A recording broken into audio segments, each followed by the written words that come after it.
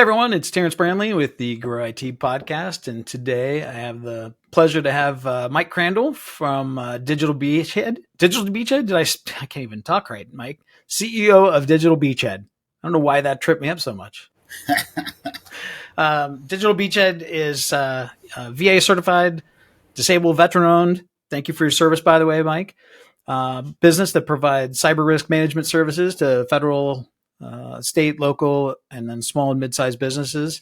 And I know we're going to talk later on about the great charity work that you're doing for some of the folks over in Afghanistan. But first of all, welcome, and I'm really grateful you have the time to spend with us today. No worries. Thanks for having me, Terrence. Yeah. Looking forward to it. Me too. So we obviously had some great conversation before here, and I'm sure it'll carry on. Why don't you, Mike, give us a little bit about your background and tell us about Digital Beachhead? Yeah. So as you said, I'm a military veteran. So I did 21 years in the Air Force and was fortunate enough to grow up when IT was a baby in the Department of Defense. And my first assignment was with the 39th Special Operations Wing. And I kind of just messed around with some computers, got in trouble. And the commander called me in and was like, how did you do this? And I told him it was a simple little 2-keystroke thing. They'd spent $50,000 on a security system that I broke with 2 keystrokes. So he ripped up my letter of reprimand and said, congratulations, you're now a computer commando. And where do you need to go to school? So that started my trajectory in IT. And I ended up moving to a place called RAF Croughton in England, which is a communications base. They cover 2/3 of the world's mass with satellites. So they're a main communications hub. And from there, I built the first defense in depth system for the Department of Defense, me and my team. The term DMZ came out of that. We were a DMZ. Demilitarized zone, correct? Demilitarized zone. So if people wonder why DMZ has a military sound, it's because we were a bunch of kids in a damp basement with some servers trying to develop the DMZ, a boundary protection system. So we did the first firewall router with proxy systems. I went on, we built the first network operations center in Ramstein in Germany. And then my last assignment, I came out here to Colorado, where I am now, and I was in charge of the Air Force Satellite Control Network. So we GPS, missile warning, all the connected systems into the satellite control network. Retired, didn't know what I wanted to do because, 20 years of wearing the same clothes, I could barely dress myself. So let alone what do I want to do as I grew up? So I did what most of us do is I got a contracting job and did that for a few years. That company kept getting bought. And so I was like, I don't like the uncertainty. I had 20 years of a paycheck. And I'm like, well, if I'm going to be uncertain, then I'm going to pay myself. So I started Digital Beachhead, and we originally chased federal contracts because that's what I knew. I then moved into small to mid-sized businesses because I thought they were kind of underrepresented when I was going around to conferences and things. Everyone said, oh, we've got a 100-seat limit, a 50-seat limit. And I'm like, what about that small business that has 5 people and it's all family? How are we going to protect them? So I kind of just developed a platform so we can help any size business from 5 to 500 or more, users. So tell us about the platform. Obviously cybersecurity and cybersec is big. I mean, you're hearing it more and more, right, every day across multiple industries. And you mentioned obviously both the government side of things and helping the government with mitigating the risk of cybersec, as well as small to mid-sized businesses, right? Forget about the larger companies, the enterprise, right? They've got plenty of folks, but why is it so important? And what is your offering that helps, let's call it the small to mid-sized businesses as well as the government folks too? Yeah. So we created a little funny video based on the Poor Sad Puppies from Sarah McLachlan's Sad Music and the Puppies. We have one that's for $1 a day. We can help any size business, $1 a day per endpoint. And it has sad users, including me under a table in a fetal position. That's good marketing. I like that. Yeah, I'll send it over. I'll show it to you. But it's the idea of it is just that. It's $1 a day, and we can put endpoint protections on one computer. So if you're a company of one, it's the dollar a day. If your company of two, well, now it's $2, a dollar per endpoint. But you get 24/7 monitoring, something to watch your computer. And why is we see, I call it the Ocean's 11 effect. So Ocean's 11, big heist. Everyone knows the movies, you know, but it's intricate, right? How do we get in? What do we do? But the payout is big. But how many convenience stores were robbed last night? Thousands, but we don't hear about it. Doesn't make the news. Like, hey, and just in another stat, 400,000 convenience stores were robbed of $57. But that's the small business in cyber. You're getting ransomware, you're having these attacks, you're losing small amounts of money, but they're big amounts to you. And we just don't hear about them, so people don't think it exists, but it does exist. It happens, and it's the whole motorcycle rider. You're either had an accident or going to have an accident kind of thing. It's the same thing in cyber. You've been breached or you're going to be breached. It's coming. Tell me about, like, what are some of the challenges that those businesses that you're talking about, small, mid-size, right? Like, what are they facing, or do they know that they're facing, right? Because a lot of times cybersec, is kind of looked at as almost like, insurance, so to speak, or like, hey, that doesn't really add to my bottom line type thing, especially as small and mid-sized, business owners. I've owned a number of businesses in a number of different types of industries, and, you're focused on your core competency stuff, right? And if you've got a retail store, and you mentioned like, a convenience store, right?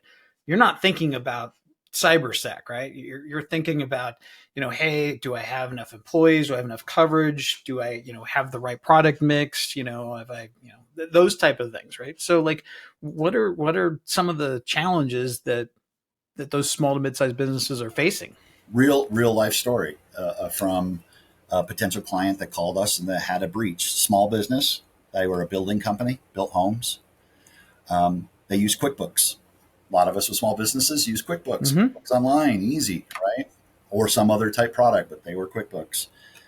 Their password was breached. The bad actors got into QuickBooks, created an invoice to empty their bank account. So now they had zero money. And if you've been in QuickBooks, you also know, what do they have? Hey, you've been pre-approved for a loan. Click here and we'll give you another 20K. So the bad actors clicked there, went through the loan process, got the loan, created another invoice, dumped the loan money out of the account. So now this company is responsible to pay their employees. They have no money. And QuickBooks says, nope, that was all legitimate. Your username clicked it. You might have insurance or you have other methods, but to us, you owe us the loan. So now they're out. And that can happen to any size business. You could be a coffee shop. And I want you to talk. You use 4,000. It's. I want you to talk a little bit about that, because again, I think, like the small, the business owners out there are like, how does that happen, right? And it's much easier than, again, sitting in our positions where we're in IT, we know how easy it is. There's so many doors, right, as we like to call them, right, and access points, and it can be as innocuous as an employee clicking on a link in an email that gets sent, right? I mean, again, I don't want to steal your thunder, but I just know how easy it is for these doors to be open, right? So a business owner that's sitting out there not watching, going, "Oh, that's not going to happen to me," right? Talk a little bit about those doors. I call it the kitten effect. We can train users, but we've all had users. We've all had our employees, and there's the one, that if they get a cute kitten meme, and I joke it's a kitten, but the cute kitten meme, they're going to click the kitten. They can't help themselves. It's a cute kitten meme. I'm clicking the kitten. Now your whole enterprise has been breached. And that can be a dog. It can be a thing from the CEO saying, congratulations, welcome to the job. So as you say, there's so many different avenues. And it's really, if we think of ourselves as humans, which we are, our goal is to help. We tend to be nice, and that's what the bad actors use, is our best angels against us. So, hey, Terrence, welcome to the team. Sorry to bug you like this, but can you click this and, send it over? And you're like, yeah, that's from the boss. I'm new. I got to do this. It's as simple as that. MGM, it took them 10 minutes to break in. Cost them over $150 million. 10 minutes, it was someone on the phone, changed the password. So let me ask you, we typically, I'll talk to folks and ask them about like success stories. And I wonder if this is a little bit more challenging, right? Because it's, like it's kind of like the success stories happen when things don't happen bad to your clients, right? To where, like the example you used earlier is they had to go through the bad to then understand what they were missing. So maybe again, as you laugh, if I'm on point on that, then Yeah, we just had a recent example. We we do not only the typical online based cyber training, but we do a lot of in person video calls, webinars with our clients. And at first the employees are like, "Oh, not another meeting away from my real job," but we try to make it interesting and show them these real world stories so that they have it as a relatable source. And we happen to be discussing how deep fakes are becoming more real and how easy it is to deep fake. And literally, it was a month after our training, the CEO apparently sent one of the finance people a WhatsApp with the voice, her photo as the icon, saying, "Hey, we're about to acquire another company," which they do, "and you're going to need to deposit some money in like an account to show that we have funding available." And it was her voice. They had deep faked her voice. So it was, and he was responding at first until he finally got a hold of her out of channel. We always say, if you're getting talked to in WhatsApp, send an email. If they're talking to you in email, call them on the phone. And it turned out, oh my God, that's not even your WhatsApp. It's not your phone number. And some of us might think, well, WhatsApp, I never use that, but they're an international company. WhatsApp is very much used in the international world as a phone connector. So there's too much to stay on top of, right? And so what would you do as a small business if, your employee had your voice telling them to go buy a gift card for the Christmas party that's coming up? There, and again, I'm not going to make determinations on certain employees, but in that case, that was a sophisticated probably business with a CFO, right? And we all have them, again, not to there's certain levels of employees that we have in our business that may not be as as savvy to those type of things, that may have just done it, saying just to your point, right? And so, well, we are kind of bred and raised to be polite. Yeah, and to think that everyone out there is not to do harm, right? Right. If someone's walking towards a door and they're carrying 2 cases of water, we hold the door. But if we're badging into our work, you can't. You can't just let them walk in. You have to say, "Hey, let me hold the water and you badge in," because we can't be as helpful as we normally would be, because that's how we get in. That's how we pen test the building, Well, let me ask you this. It wouldn't be the Grow IT podcast if we don't talk about growth. I know that you guys have been growing, as a segue. I know that you guys have recently established a subsidiary in Canada. Is that correct? Yeah. And I know even offline we were talking about, growth, challenges that we've experienced in our own businesses. But, talk to me a little bit about, how your growth curve has been. What are some of the challenges that you faced? What are things that worked? What are things that haven't worked? And I know we could probably talk for days on this stuff, but I just want to, get your take on it. Yeah. Growth is both amazing and challenging and frustrating and rewarding, right? It's all of those wrapped in a ball, rolled quickly down a hill at you. We were able to grow kind of organically. I believe in crawl, walk, run. So I was not like, "Hey, I need to grow tomorrow." People offering, "Oh, if we give you, 200,000 to influx of cash, can you grow?" No, I want to do it my way, slowly. Bootstrap. Yeah, and I did it based on personnel. As I was able to find reliable employees, then I could open up an area where they live.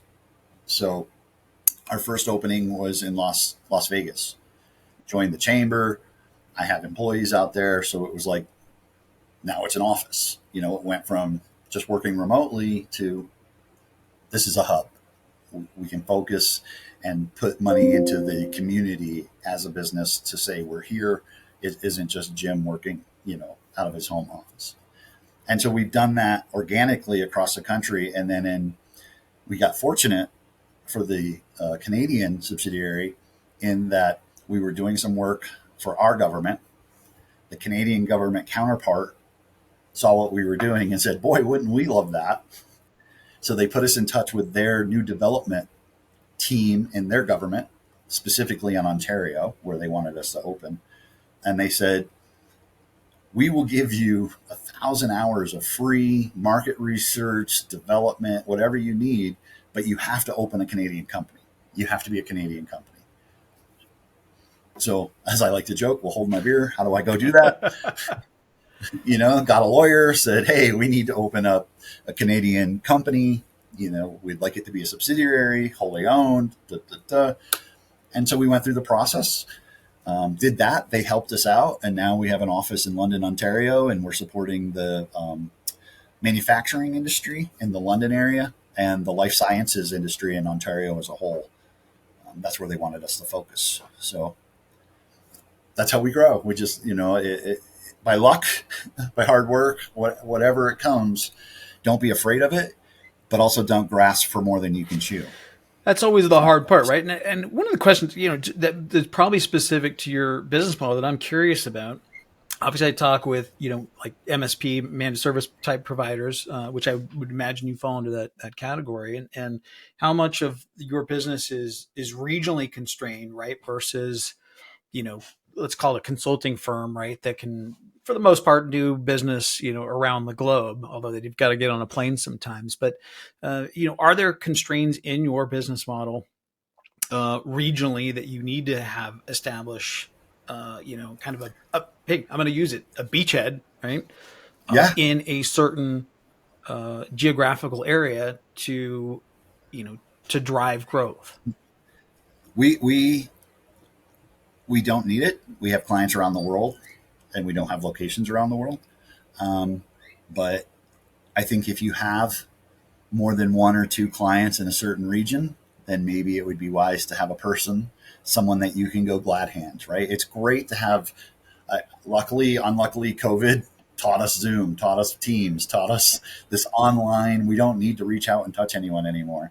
But I think it's still a golden touch to be able to say, not only am I supporting your company, but we're in the community. So like I say, we joined the chamber. I'm a veteran, so I joined veteran affairs things in the city or township or where we're supporting that client. So they know that we're more than just here to fix your IT and I'm your cyber guy. I'm in the town, I'm in your vicinity, and we care about the community as well.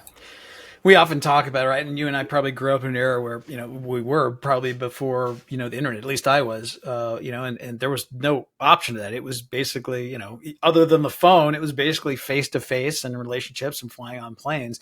And, I go back and forth, like technology is giving us the ability to do this, right? So I'm in Boise, Idaho, you're in Colorado, and to be able to have this conversation, whether it's a prospect or client or a podcast guest. So, using technology like this is to our advantage, but it doesn't replace, the face to face and, handshake to handshake, type of thing. So that makes sense. Yeah. So regardless, we always try to fly out at some point, meet the client in person at some point, see where their stuff is, because it's so much easier, especially in cybersecurity. If I know your layout, I know how you're physically connecting things, that can help, because I could be like, well, I didn't realize you had a printer in the hallway that everyone can walk by. That never came up in a conversation, and it's something we need to consider. You don't know that unless you walked around their facility, and, or your server room is right next to the bathroom and it's unlocked. Everyone goes there. We let guests go there. We got to protect that. Might not come up in a normal business conversation. Well, let's talk about some of the trends coming, right? It's almost an unfair question. I just go right to the AI and just say, let's just talk about AI, right? And you had mentioned it earlier in terms of the deep fake and folks using it.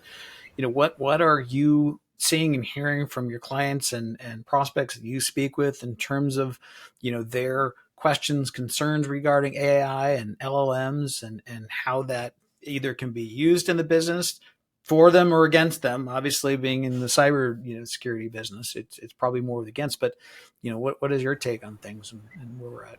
Well, I'll start off by giving my wife cred. She looks at our security camera every day and says, "I love you, AI overlords."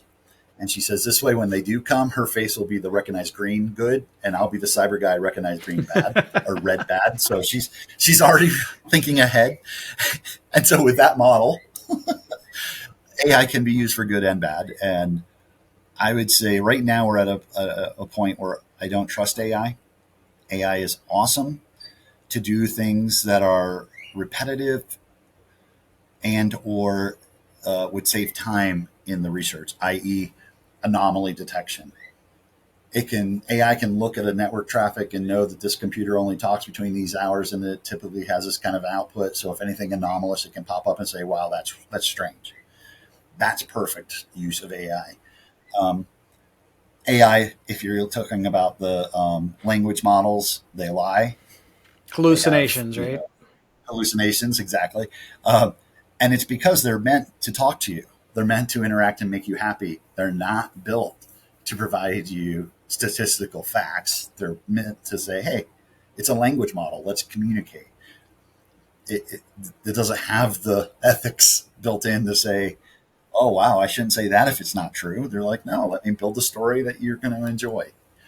Um, and then AI being used for deep fakes, and what it's doing is it's taking those bad actors who are semi-skilled, and it's moving their skill set up rapidly because they can go to that AI model and say, build me a script that does this. That script will be 90% correct. So with a little tweaking, and they might have only been able to build 50% of it, right? They had skill, but not that much skill. So now that they're 90% of the way there, look out. They can do so Let's much. stick on that, right? So, like, and again, like, it's funny. I had this conversation with my son the other day because I was helping him. He's in the first year at college, and so I was like, listen, man, like, I'm going to show you how to use ChatGPT 4, right? Like, to do 80% of the work for you, right? So it's and you just kind of mentioned using it nefariously to do 90%, right? And we think of like those phishing emails that we get, right? And you look and go, man, these are so bad. Like, no one believes that the Prince of Africa and this kind of Right. verbiage is I'm still waiting for yeah, that me money too. from By the my way, Nigerian friends, by the way. it was a long lost cousin. But to your point, right now, that person in their language can put that into Chat GBT and output something that is far more likely to get through to someone's susceptibility. So, it's almost like this. I know you probably remember the War Games, right? That movie back from the 80s, right? And to where it's like we've talked about two or three different things here that have been like hey, here's what the scammers and the bad guys can use for AI, and here's some of the tools that AI can use in terms of detecting some things, right, that are nefarious. But it's like this ongoing, that's progressing very fast game of AI and LMs, and I wonder, to your point, where it's going to go.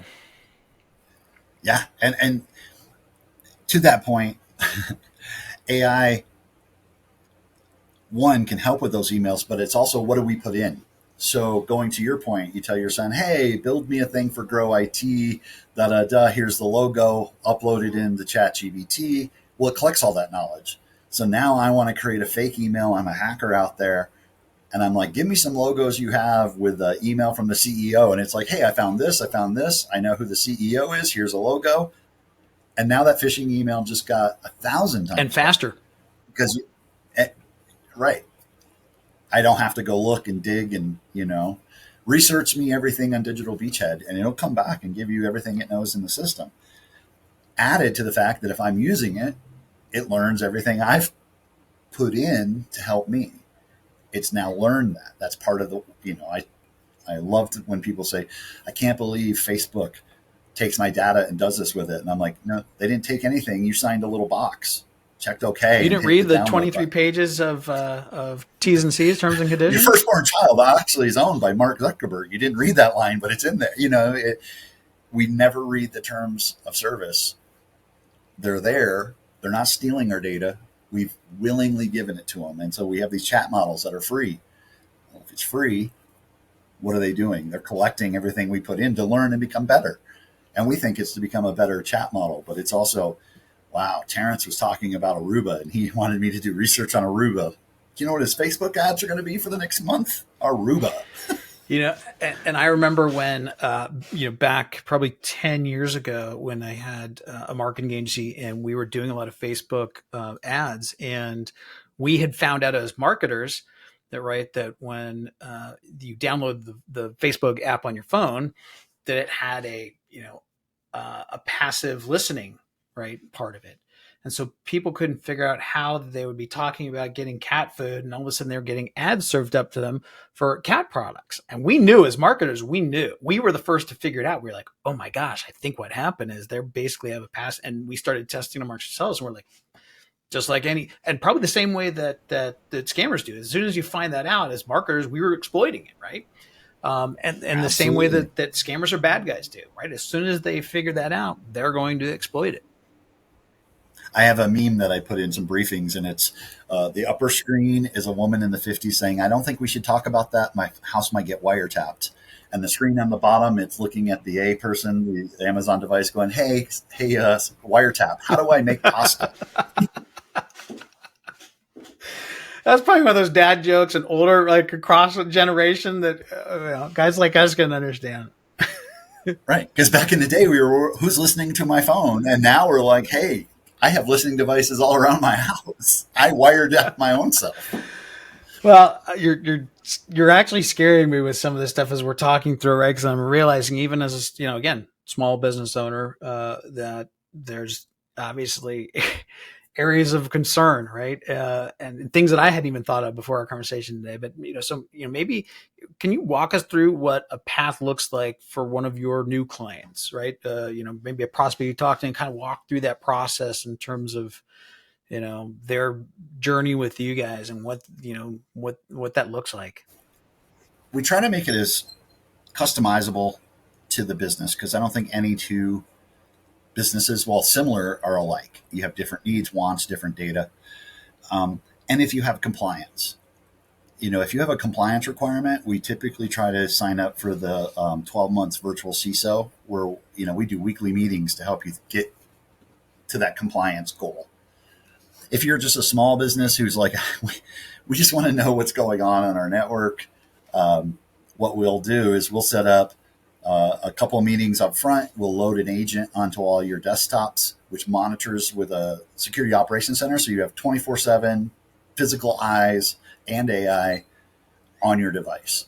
So if you accidentally mail out credit card data, it'll alert and say, did you know you just emailed credit card data?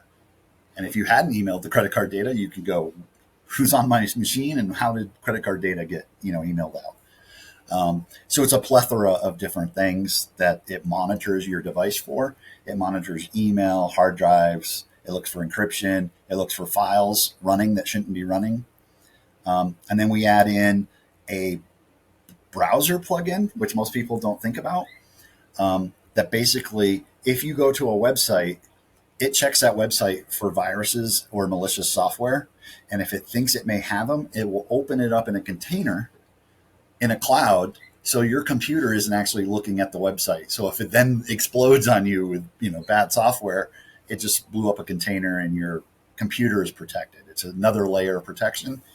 And then lastly, we add in monthly cyber awareness training that comes to your desktop saying, hey, short ones, 5-10 minutes, beware of this, with a little phishing test once a month going, how do you like a free coffee? If you click on the free coffee, it's like, you didn't read your training too well. Let's try again. And Trap number one. Do the free coffee. Yeah. Whatever your kitten may be. We have a cute story with that. We were working for a municipality in New York, and they said, please don't alert on the first test that this was a phishing test. We don't want them to know yet. We want a baseline. Almost secret shopper for cybersecurity. Yeah. And they were like, so, send it to a 404 error, like just timed out. And I'm like, oh, that's perfect. We'll just go to a timeout page. One of their employees, though, we sent a free Starbucks 3 times a day for a week, went back to that email and clicked the link trying to get his free Starbucks. So I said, well, good news and bad news. Bad news, you would be breached because of this gentleman. But good news, he gets determined on a task. He will follow it to completion. Talk about outlook on things, right? Like, I said, you just got to focus. No coffee. Yes, put work. that guy in sales and hold out Starbucks card, and that guy's going to run through walls for you. Right. You know what I mean? You just got to know the motivating factor. Well, listen, I appreciate your time today. I'm sure there's business owners that are sitting here watching this, and if I don't want to sound like the insurance guy if they're scared, right? But like even the stuff that we've talked about today, I'm like, oh man, I hadn't even thought about that. But if the business owners, watching this and wondering how you can, help them with their business, what's a good next step? I would say come out to our website, digitalbeachhead.com, or send an email to info@digitalbeachhead.com. Happy to get back with you. I like to say, and it's kind of our motto, that the path to cybersecurity starts with a conversation. So let's just have a talk. There will be no high pressure sales. It's who are you? What do you have? What are you worried about? And can we help? I think I've got solutions that can fit just about anybody. Well, before I let you go, I do want to talk. One of the questions I usually ask folks is what they like to do, but I want to kind of tailor that to you because you've got a great nonprofit that we talked about even before we jumped on today, and I want to make sure and give you the opportunity to talk about that. Thanks, yeah. Terrence. Yeah, as a Afghan veteran, we made promises to the Afghan nationals that fought along beside us, special operations teams. And our interpreters that literally went out, often without weapons, standing by our side in combat to translate for us. At great risk to themselves and their families. Extreme risk, continued risk to today. And when we evacuated out of Afghanistan, when we withdrew, our government had special immigrant visas, SIVs, as we call them, that were available for these people to apply for. And sadly, they're still in Afghanistan waiting for their approvals to come through. It's not that they've been told no. We're just in the governmental paperwork, nut roll that it is. And so my organization called Afghan Promise, afghanpromise.org, is working to feed and care and house and move these folks around. They are targets to this day. Sadly, we've been losing probably about one a month, sometimes more when they get caught. So we're trying to keep them fed, their medical stuff, anything they need to survive. And then once they get their approval, we work with No One Left Behind and the State Department's CARE program to get them out of Afghanistan into Pakistan so that then the State Department can take over and, relocate them to the U.S. And Mike, why is that important, right? Like, and I know, right? Because when we go into countries, and I'm going to try and pre-see this for you. We go into countries, right? And these nationals are helping us, right? They believe in the mission of why the United States is there. They're putting themselves and their family at great risk to help us, right? And Yes. and in return, there is a promise for that, right? I mean, there's something. It's just like anything in life. There's a what's in it for you, what's in it for me type of thing, right? And that's I get often asked, like, why are we helping Afghan, refugees? And I'm like, well, this is different. The refugees are those that are being persecuted by the Taliban that happened before, it's happening now. But these are specific people that fought and worked along side by side with the military forces that were there, the U.S. and NATO forces. And to your point, some were just paid. The carpenter that came in and built us whatever we needed built was paid well, and that was it. Some of those people, though, the special operations forces specifically, and the interpreters were told, you are a bigger target. The Taliban is going to look for you specifically because you are providing this level of support, this side-by-side deadly force on Al-Qaeda and the Taliban and whoever we were, opposed by at the moment. And so the U.S. government said, we will offer you a special immigrant visa, SIV, if you serve 12 months. If you do this job for 12 months, you're eligible for an SIV. Most of these people didn't do it for 12 months, say, hey, thanks, give me my SIV. I'm going to hightail it to the U.S. They stayed until either their life was in imminent danger, like they were high bounties on their head, or they're still there now because they worked with us right up until we pulled out the last person. And so as a veteran, it's painful to think that our government doesn't keep a promise. And, I've gone to veteran associations, and, we've kind of all talked about it, us veterans. But if the government promised you something, you would hope it would keep its word. And that's anybody, U.S. citizen, hopeful citizen, whomever you are. And so to me, it's beyond our political climate. It's, who are we as a country? And if we say, hey, thanks for helping me. I know you're going to risk your life to help me. I know you're not an American, but if you do this for us, you fight beside us, after a year, you're eligible to come back and become that American for helping America. That's what I think our nation's all about. Agree with you 1,000%. So where can folks go to learn more about that initiative? And AfghanPromise.org. AfghanPromise.org. We'll make sure and put that link in there as well. It's a 501(c), right? Which means it's tax deductible. So, $125 feeds a family for a month. So we're looking for corporate sponsors that can pick up like a year. We don't know how long. It's been 3. We kept thinking we just need a few more months, but the reality is we probably going to be caring for these people for the next unforeseeable future. And as the government slowly get about 1 a week asking for approval. Wow. Well, it's admirable, and it's no surprise that a veterans group is taking up that cause. You guys have already done enough, and thank you for your service, and yet you're continually trying to give back to those that helped you in your service of our country, and that's just admirable. So I'm grateful, and I appreciate it, and I know they do too, and it's just such a great thing to do.